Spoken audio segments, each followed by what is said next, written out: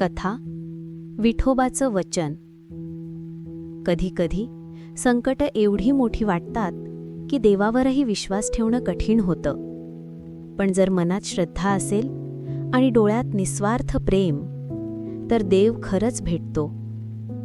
ही गोष्ट आहे नाम्याची आणि त्याच्या विठोबाच्या वचनाची. पंढरपूरच्या जवळचं एक छोटंसं गाव. तिथं राहत होता नाम्या, एक गरीब शेतकऱ्याचा मुलगा. वडील गेलेले, आई आजारी, घर कर्जात आणि काळजीत. नाम्याचं वय होतं फक्त 13, पण जबाबदाऱ्या होत्या मोठ्या माणसांसारख्या. आई अंथरुणाला खिळलेली होती.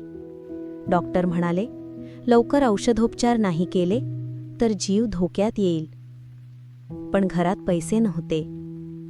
नाम्याने आईच्या पायाशी बसून विचारलं, आई, विठोबा खरंच आहे का ग? आईनं डोळे मिटले आणि हळूच पुटपुटली, हो रे बाळा, विठोबा आहे. तो आपल्या मनात असतो, आपली परीक्षा घेतो. पण वेळ आली की तोच आपलं संकट घालवतो.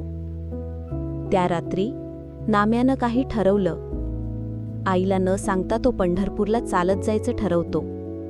आईसाठी, विठोबाला साकडं घालायला. ना चप्पल, ना नीट कपडे, अंगात फाटलेला शर्ट आणि छोटीशी पॅन्ट, पण डोळ्यात फक्त श्रद्धेचा उजेड होता. रस्त्यावर चालताना लोकांनी मदत केली. एका आजीनं त्याला भाकरी दिली, एका वारकऱ्याने त्याच्या पायावर औषध लावलं आणि एका छोट्या मुलीनं त्याच्या हातात एक फोटो दिला. घे, माझा विठोबा, तुझ्या बरोबर राहील. नाम्याच्या डोळ्यात पाणी आलं. तो चालत राहिला.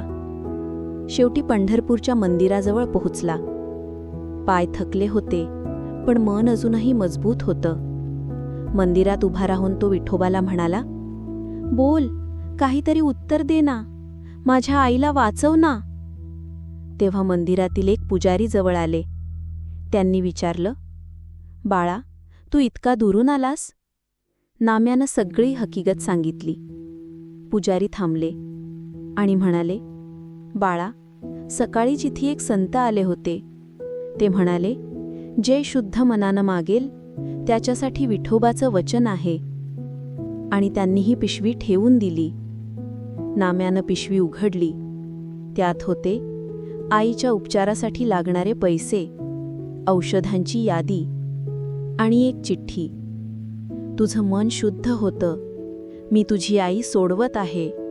पण हे लक्षात ठेव, विश्वास ठेवणं म्हणजे मागणं नव्हे, समर्पण असतं. तुझा विठोबा.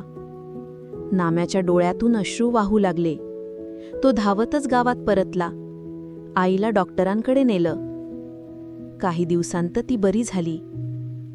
आईनं चिठ्ठी हातात घेतली, हळूच डोळे मिटले आणि एकच शब्द उच्चारला, विठोबा. आज नाम्या गावातल्या विठोबाच्या मंदिरात सेवा करतो. तो म्हणतो, देव मागणं पूर्ण करतो, पण आधी तो आपल्या श्रद्धेची परीक्षा घेतो.